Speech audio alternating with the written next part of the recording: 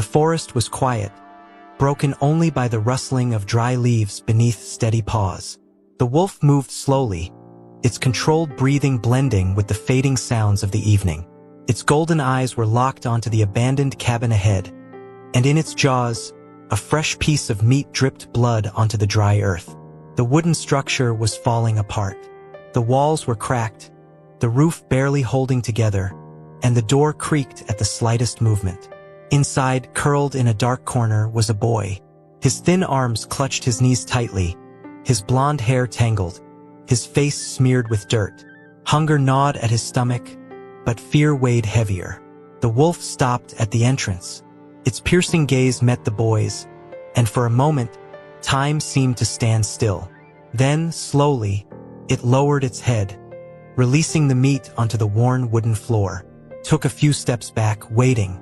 The boy hesitated, his fingers gripping the rough floorboards. Why was the wolf doing this? This had happened before. Every evening the wolf came, always at dusk, always watching. At first, the boy refused to touch the food, too afraid to trust. But hunger was relentless. By the third day, he had given in. By the fourth, the wolf returned. And so, the pattern continued. Swallowing hard, the boy reached for the meat, his wary eyes never leaving the wolf. The animal remained still, its presence neither threatening nor urgent, just waiting. Slowly, the boy bit into the meat, chewing without thought. The metallic taste didn't matter. He needed this to survive. The wolf watched for a moment longer before turning away, disappearing into the thick shadows of the forest. The boy followed its movement until it vanished completely. For the first time in what felt like forever, he didn't feel entirely alone. The boy sat by the entrance of the cabin, his thin arms wrapped tightly around his knees. The sun had begun its slow descent, casting long shadows through the dense trees. His stomach ached from hunger, but he had grown used to the feeling. What he hadn't grown used to was the wolf. Every evening it came, and now he found himself waiting for it. The rustling of leaves signaled its arrival. The boy's heart pounded as he spotted the familiar shape emerging from the trees. The wolf moved with quiet confidence, its golden eyes sharp, intelligent. In its mouth, another piece of fresh meat dangled, leaving a trail of crimson droplets on the forest floor. It stopped at the doorway, lowered its head, and released its offering. Then, as before, it stepped back, waiting. This time, the boy didn't hesitate as long. He reached for the meat with shaky hands, his fingers brushing the rough wooden floor. The wolf didn't flinch, didn't move. It only watched. He took a small bite, the taste of blood and iron filling his mouth, but he forced himself to chew. His body needed the food more than his mind needed to reject it. As he ate, the wolf sat down a few feet away, tail resting lightly against the dirt. It was closer than before, close enough that the boy could see the rise and fall of its chest, the way its ears twitched at the faintest sounds. For the first time, he dared to speak. "Why do you keep coming?" His voice cracked, hoarse from disuse. He wasn't expecting an answer, but part of him wanted one. The wolf didn't react. It only blinked, head tilting slightly as if considering the question. The boy exhaled, looking down at the half-eaten meat in his hands. It was a strange thing, this quiet exchange. He was afraid, yet he wasn't. The wolf should have been dangerous, but it wasn't. Instead, it was the only thing in his world that kept coming back. Minutes passed before the wolf finally rose. It shook its thick coat, sending dust and stray leaves into the air. The boy felt an unexpected pang in his chest as he realized it was leaving. He didn't want it to go. The isolation had been unbearable before, but now, the wolf's presence had become the only constant in his life. He wanted to ask it to stay, but he knew it wouldn't. Still, deep inside, he was certain it would return. That night, as the wind whispered through the cracks in the wooden walls, the boy curled up on the cold floor. He pulled his knees closer, but for the first time in days, the loneliness wasn't suffocating. Out there, in the darkness, the wolf still roamed, and for some reason it kept coming back. That thought alone was enough to let him close his eyes. The boy woke to the dim morning light filtering through the cracks in the cabin walls. His body was stiff from another night on the hard wooden floor, his muscles aching from malnutrition and exhaustion. He had lost track of how many days had passed since he had been left there. Forgotten. Yet, despite the cold, the hunger, and the loneliness, he had survived. And he knew why.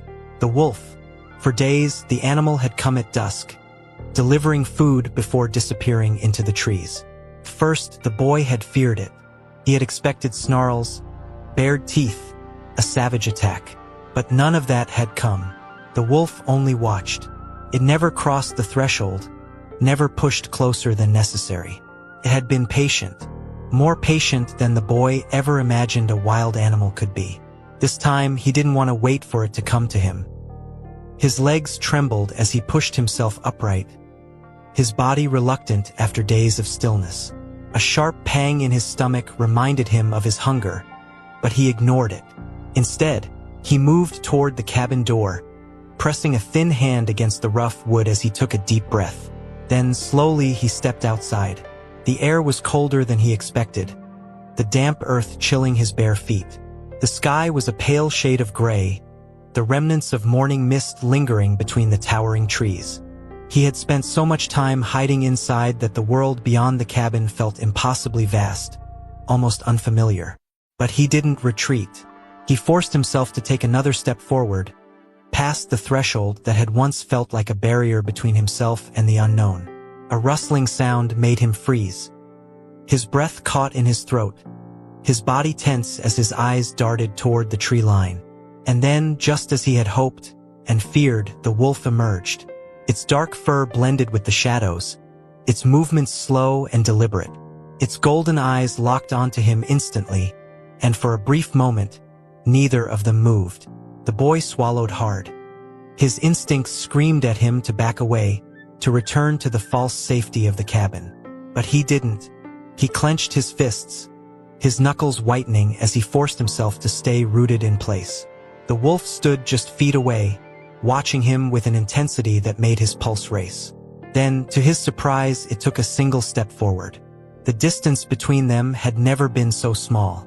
The boy hesitated, every muscle in his body braced for the unknown.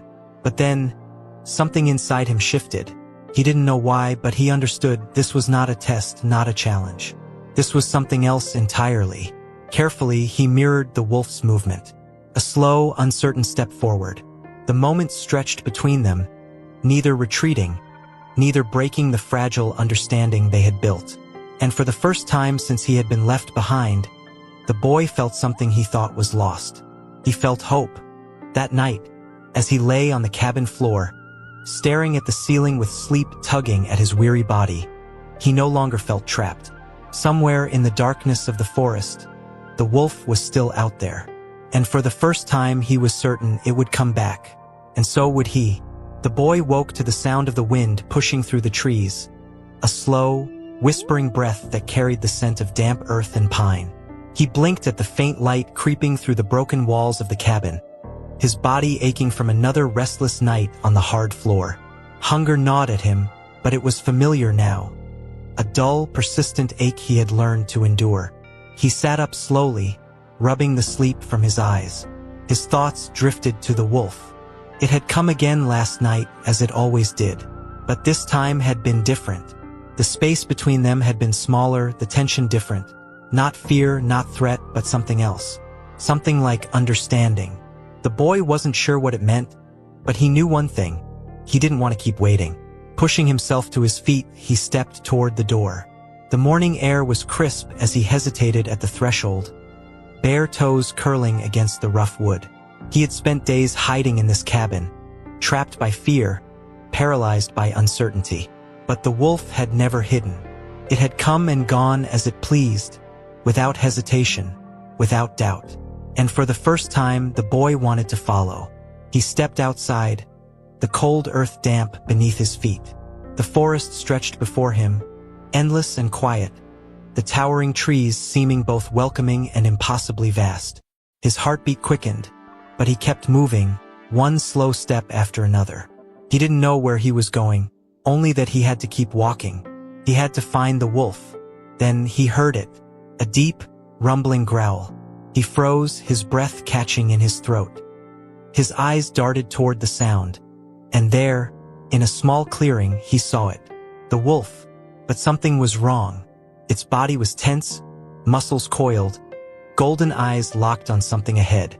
Then the boy saw the second wolf. Larger, leaner, its fur darker.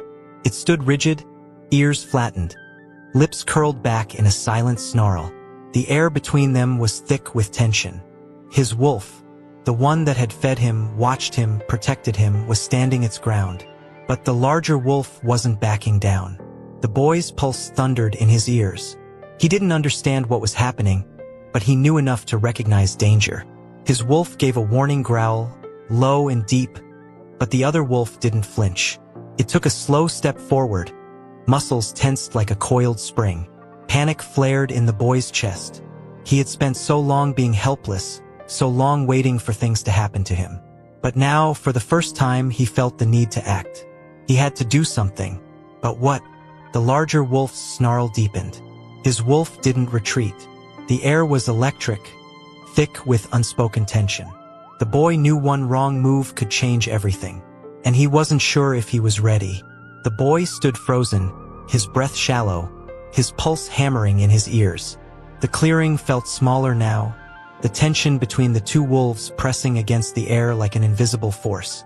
His wolf, though he wasn't sure why he thought of it that way, remained still, golden eyes locked on the larger, darker one. Neither moved, neither looked away. It was a test, a battle of will before tooth and claw. The larger wolf's ears twitched. A growl rumbled deep in its chest, low and menacing. Its stance was aggressive, shoulders stiff, weight shifting forward. It was challenging. But why? Was it about food? Territory? The boy didn't understand wolf behavior, but instinct told him this wasn't just a random encounter. It was something more. His wolf responded with a slow, deliberate step forward, tail held high, muscles coiled but controlled. It wasn't submitting, but it wasn't attacking either. The boy's stomach clenched. The tension stretched between them, crackling like a storm about to break. He wanted to run, to retreat to the safety of the cabin. But he couldn't leave. Not now. The larger wolf bared its teeth, lips curling over sharp canines. Its growl deepened, reverberating through the air. His wolf held firm, not flinching, not backing down. Then, in a sudden blur of motion, the larger wolf lunged. The boy barely had time to react before the two bodies collided. A violent clash of fur and muscle. A snarl ripped through the air as they hit the ground, rolling over the dirt in a whirlwind of claws and snapping jaws. The boy stumbled backward, his heart pounding, his breath catching in his throat. His wolf twisted, using its smaller size to its advantage, slipping free from the other's hold. It snapped at the larger wolf's shoulder, drawing a sharp yelp. But the bigger wolf recovered quickly, twisting back with frightening speed, its teeth flashing as it lunged again. The boy clenched his fists. He hated this. He hated the sounds of growls and tearing fur, the sharp cries of pain that cut through the air. His wolf was fighting. But for what? Was it defending itself? Him? The thought sent a shiver down his spine. Then, just as quickly as it had started, the fight stopped. The larger wolf stood panting, blood staining its dark fur. His wolf, though battered, held its ground. The air was thick with something unspoken. A moment passed, tense, uncertain. Then, the larger wolf let out a short huff, lowering its head just slightly. A sign of surrender. The boy didn't move. His wolf didn't either. The larger wolf gave one last glance, then turned and disappeared into the trees. The silence that followed was deafening. His wolf stood there, breathing heavily, its fur ruffled, wounds fresh. Slowly, it turned its golden gaze toward the boy. They stared at each other, the weight of what had just happened settling between them. The boy swallowed hard. He had just witnessed something primal, something he didn't fully understand. But one thing was clear, his wolf had chosen to fight. And it had won. The tension was unbearable. What did this fight mean? Protection? Dominance? His wolf didn't back down. It stood, fought, and won. But what does this truly mean for the boy? For them? What would you do in his place? Run or face the unknown? Comment below and share your theories about this mysterious bond. The boy stood frozen in place, his breath shallow, his mind racing to process what had just happened. The clearing was eerily quiet now, the echoes of growls and snapping jaws fading into the stillness of the forest. His wolf remained where it was, its chest rising and falling in uneven breaths, golden eyes fixed on the place where the larger wolf had disappeared. For the first time, the boy noticed the wounds. Small cuts along its side, a deeper scratch near its shoulder, patches of fur disturbed from the struggle. It had won the fight, but not without cost. His fingers twitched at his sides, an unfamiliar urge rising within him. He wanted to help, but what could he do? His wolf turned to face him. The golden gaze was as steady as ever, but there was something else there now. Exhaustion, maybe even pain. The boy hesitated, his bare feet pressing into the cold earth. Carefully, he took a step forward. The wolf didn't move. Another step. Still, it stayed. He was close now, closer than he had ever dared to be. His heart pounded in his chest, but it wasn't from fear. It was something else. Slowly, he lowered himself to the ground, crouching so he was at eye level with the animal. It watched him, ears twitching slightly, but it made no move to retreat. The boy reached out a trembling hand. His breath caught as his fingers hovered just inches from the wolf's fur. He had never touched it before, had never dared. But after everything, after days of silent exchanges, of food left at his feet, of understanding built in glances and distance, he knew this moment meant something. He let his fingers brush against its fur. The wolf stiffened slightly but didn't pull away. Its fur was rough, coarse beneath his fingertips, warmed by its body heat. He exhaled, slow and careful, letting his hand rest there for just a moment longer before pulling back. His wolf blinked, head tilting slightly, as if trying to understand the gesture. They sat there for a long time, neither moving, neither speaking. The boy didn't know what he was supposed to do next, but for the first time he didn't feel completely lost. The wolf had fought, the wolf had stayed, and now it had let him in. Finally, the animal stood, shaking out its fur, wincing slightly at the motion. The boy frowned, his eyes scanning the wounds again. He didn't know how to treat injuries, but he knew the wolf needed rest. He hesitated before standing, stepping back toward the cabin. He turned, looking over his shoulder. "Come with me." His voice was quiet, uncertain. For a moment he thought the wolf wouldn't move, but then it took a slow step forward, then another, and then, together, they crossed the clearing, toward the cabin, toward shelter, toward something neither of them fully understood. The boy stepped into the cabin, his heartbeat unsteady, his body aching with exhaustion. Behind him, the wolf hesitated at the doorway. It had followed him across the clearing, its movements slow, stiff from its injuries. Now, with shelter just a step away, it seemed unsure. The boy turned, meeting the wolf's golden eyes. He understood. The forest had always been its home, not a place with walls and doors. But tonight was different. Tonight it needed rest.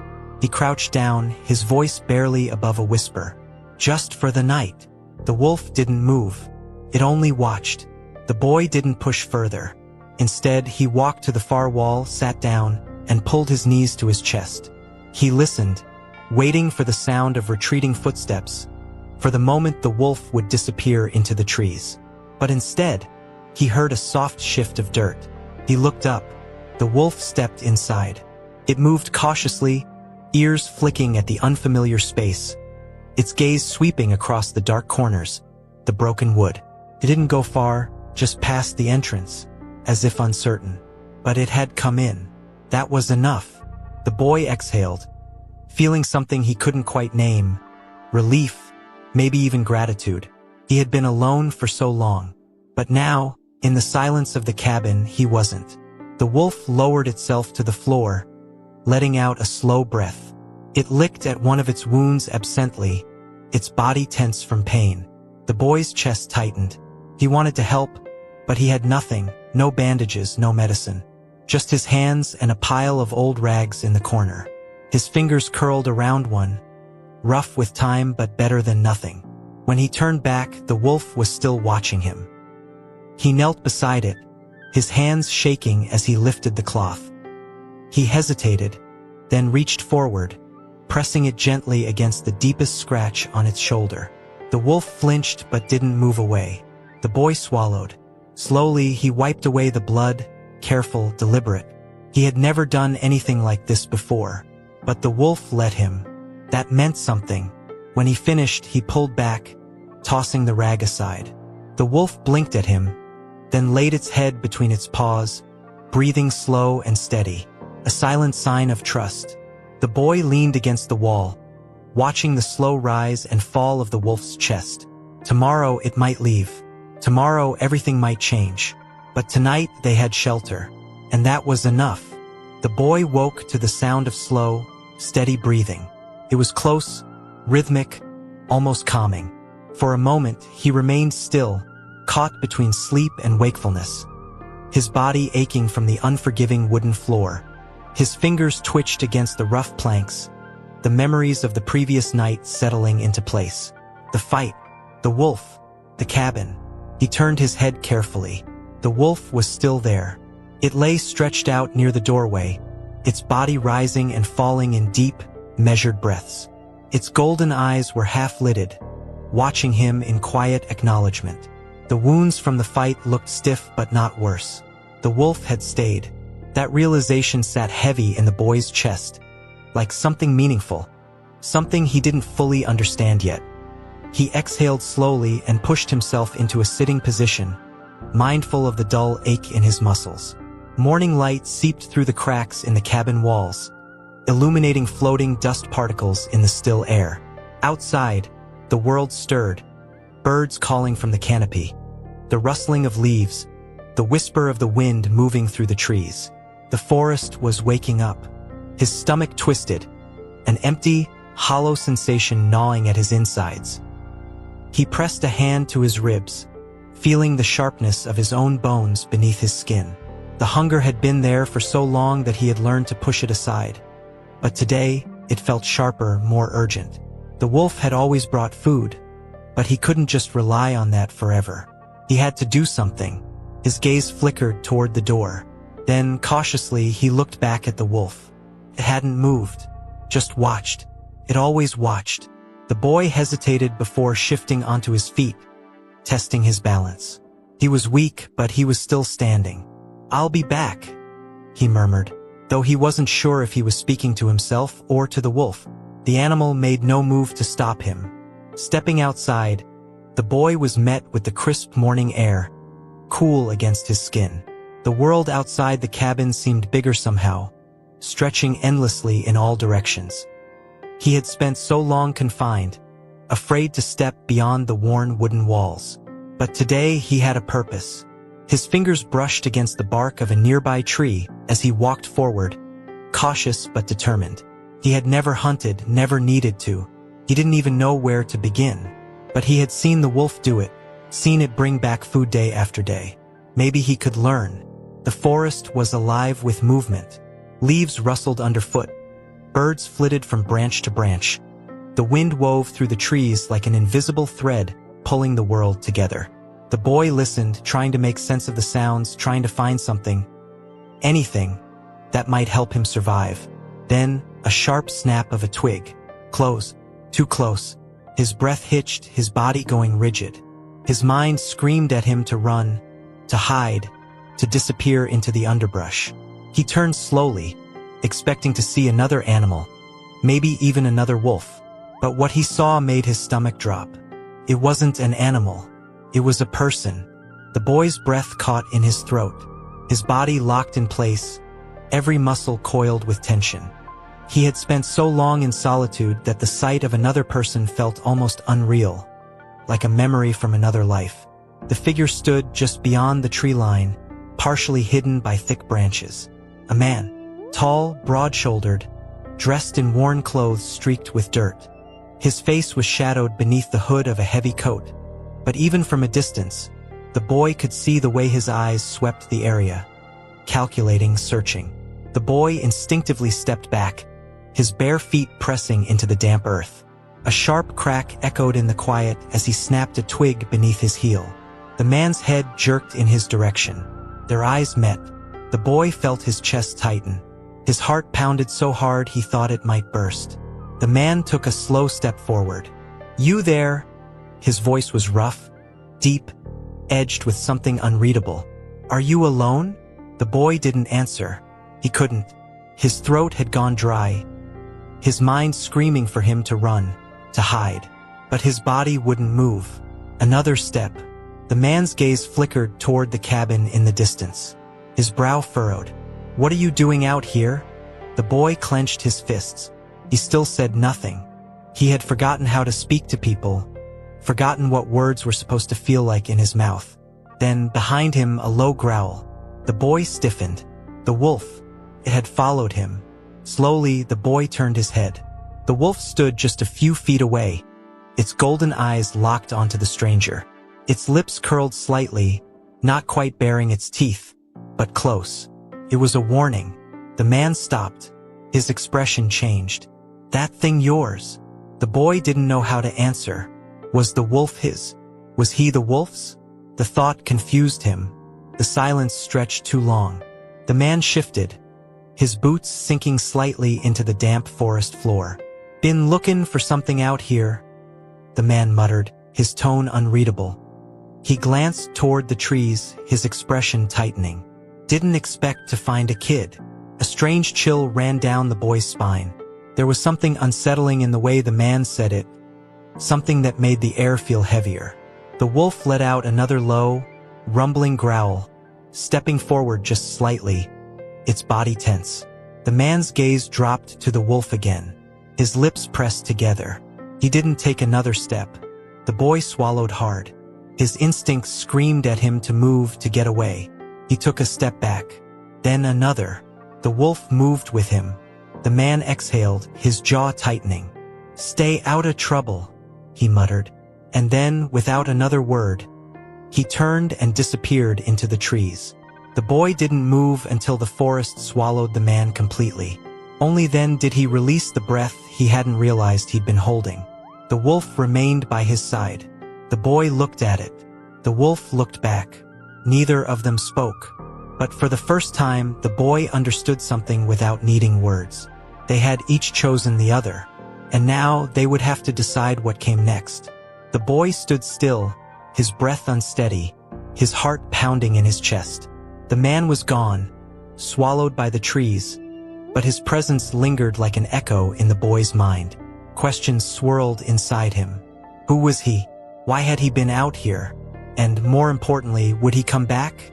The wolf shifted beside him, its golden eyes scanning the forest as if sensing the same unspoken tension. It had been ready to fight, ready to protect.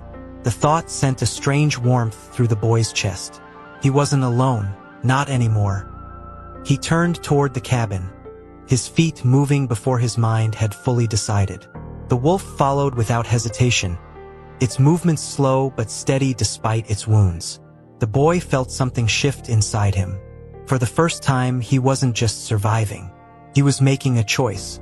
Inside, the cabin was just as cold, just as broken, but it didn't feel the same. He had spent so long seeing it as a prison, a place of waiting and fear.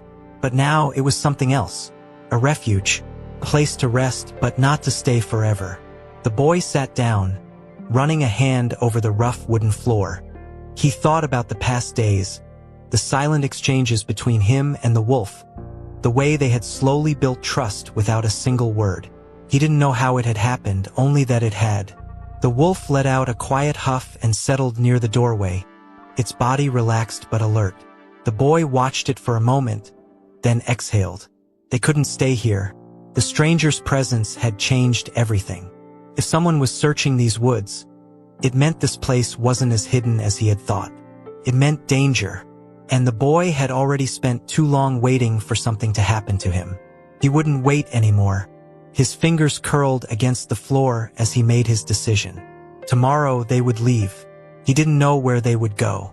He didn't know how far they would have to walk, how long they would have to search for a new place to call home. But he knew one thing: the wolf would be with him, and for the first time that was enough. Enjoyed the story? Don't forget to leave a like to support the channel and help bring more stories like this to you. Want more amazing content? Subscribe to the channel and turn on notifications to never miss the next chapters and emotional stories. Share your thoughts. What did you think about the bond between the boy and the wolf? Would you have made the same choices? Let's discuss in the comments.